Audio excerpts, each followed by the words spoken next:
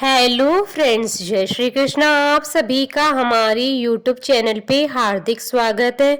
आज हम आपको जया एकादशी की व्रत कथा, पूजा विधि, शुभ मुहूर्त और माँ लक्ष्मी और विष्णु भगवान को प्रसन्न करने के उपाय के बारे में बताएंगे।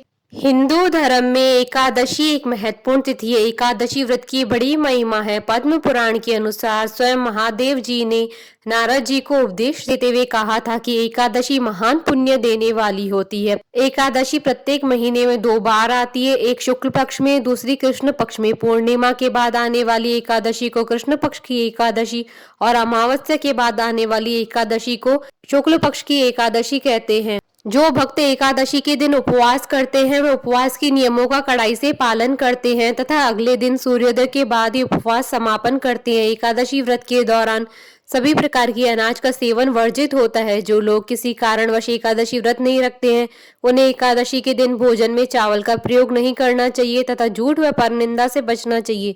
जो व्यक्ति एकादशी के दिन विष्णु सहस्त्र नाम का पाठ करता है उस पर भगवान विष्णु की विशेष कृपा होती है। हिंदू पंचांग के अनुसार माघ महीने के शुक्ल पक्ष की एकादशी को जया एकादशी कहते हैं। इस एकादशी को अजा एकादशी भी कहते हैं। जया एकादशी को बहुत ही पुण्यदायी एकादशी माना जाता है। यह एकादशी का व्रत करने से सभी तरह के पापों से मुक्ति मिल जाती है। शास्त्रों के अनुसार इस एकादशी का व्रत करने से मनुष्य को भूत प्रेत पिशाच से मुक्ति मिल जाती है। मान्यता के अनुसार जो कोई भक्त जया एकादशी की व्रत का पालन सच्ची श्रद्धा के साथ करता है उसे पुण्य की प्राप्ति होती है। इस दिन भगवान विष्णु का पूजन करने से सभी प्रकार के दोषों से मुक्ति मिलती है। इस वर्ष जया एकादशी 23 फरवरी 2021 को है। इस दिन विष्णु जी की पूजा की जाती है। उन्हें पुष्प, जल, अक्षत, रोली तथा विशिष्ट सुगंधित पदार्थ अर्पित किए जाते हैं। इस दिन व्रत करना बेहद फलदायी होता है। मान्यता है कि जो व्यक्ति इस दिन व्रत करता है उसे भूत प्रेत पिशाच जैसी योनियों में जाने का भय नहीं रहता है। इससे व्यक्ति को उसके सभी कष्टों से मुक्ति मिल जाती है। हिंदू धर्म ग्रंथों में इसका महत्व बहुत अधिक बताया गया है। इसका उल्लेख भव्योत्तर पुराण और पद्म पुराण में भगवान कृष्ण और राजा युधिष्ठिर के बीच बातचीत के रूप में मौजूद है। इस दिन दान पुण्य का बहुत अधिक महत्व है। इस दिन जो व्यक्ति दान करता है वो कई गुण अर्जित करता है। जया एकादशी की पुण्य के कारण मनुष्य सभी पापों से मुक्त होकर जीवन के हर एक क्षेत्र में विजय प्राप्त करता है और मोक्ष का अधिकारी हो जाता है। भगवत पुराण में बताया गया है कि जो मनुष्य समस्त भौतिक तथा सांसारिक सुख प्राप्त करना चाहते हैं उन्हें जया एकादशी का व्रत अवश्य करना चाहिए। जया एकादशी का शुभ मुहूर्त पंचांग के अनुसार जया एकादशी 23 फरवरी 2021 मंगलवार के दिन है। एकादशी तिथि प्रारंभ होगी 22 फरवरी 2021 को शाम 5:16 पर और एकादशी तिथि समाप्त होगी अगले दिन 23 फरवरी 2021 को शाम 6:05 पर।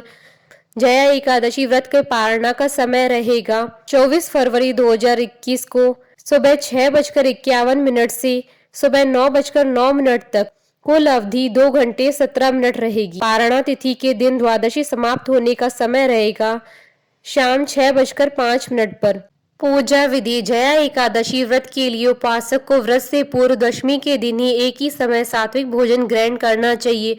व्रती को संयमित और ब्रह्मचर्य का पालन करना चाहिए। प्रातः काल स्नान के बाद व्रत का संकल्प लेकर धूप, दीप, फल और पंचामृत आदि अर्पित करके भगवान विष्णु की श्री कृष्ण अवतार की पूजा करनी चाहिए। रात्रि में जागरण कर श्री हरि के नाम के भजन करने चाहिए। द्वादशी के दिन किसी जरूरतमंद व्यक्ति या ब्राह्मण को भोजन कराकर दान दक्षिणा देकर व्रत का पारण करना चाहिए।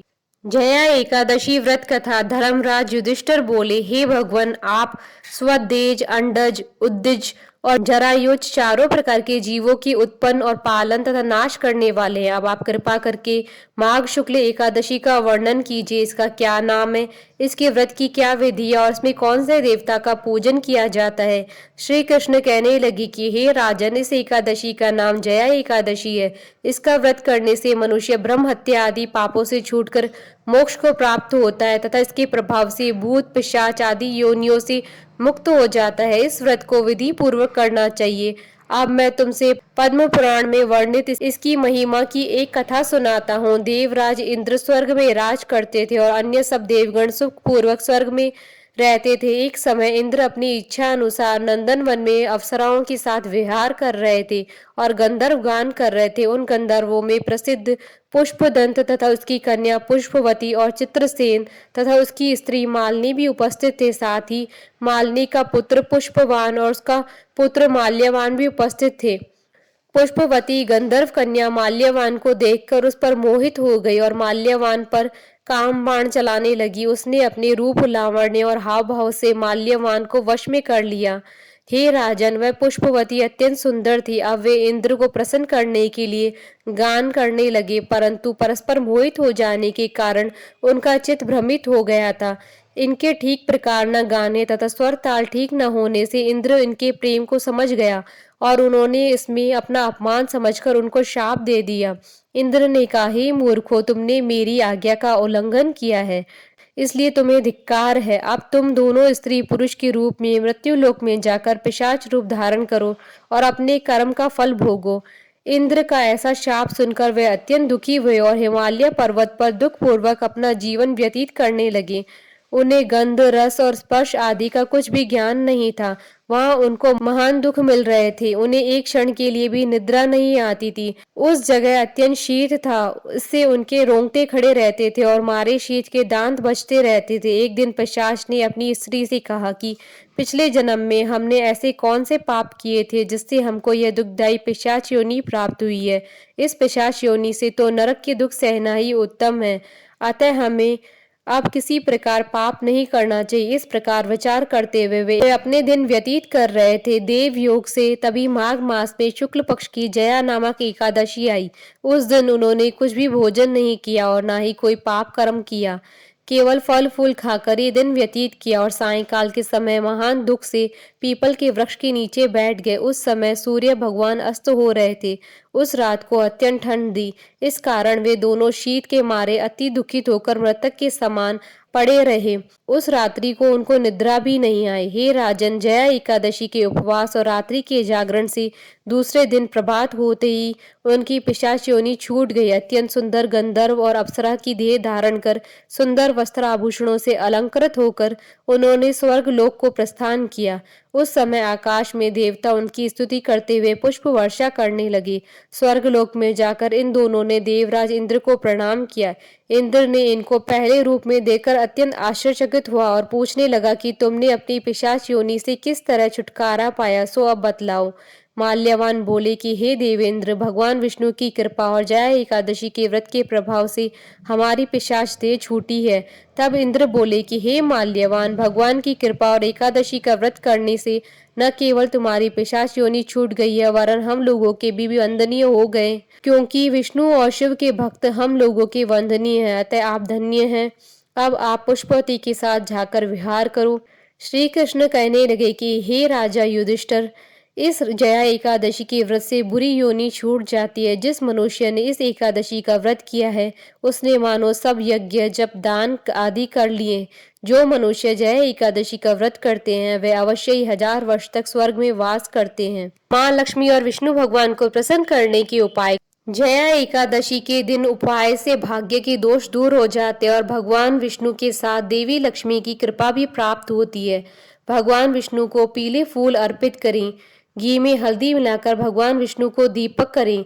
पीपल के पत्ते पर दूध और केसर से बनी मिठाई रखकर भगवान को चढ़ाएं। एकादशी की शाम तुलसी के पौधे के सामने दीपक जलाएं। भगवान विष्णु को केले चढ़ाएं और गरीबों को भी केले बांट दें।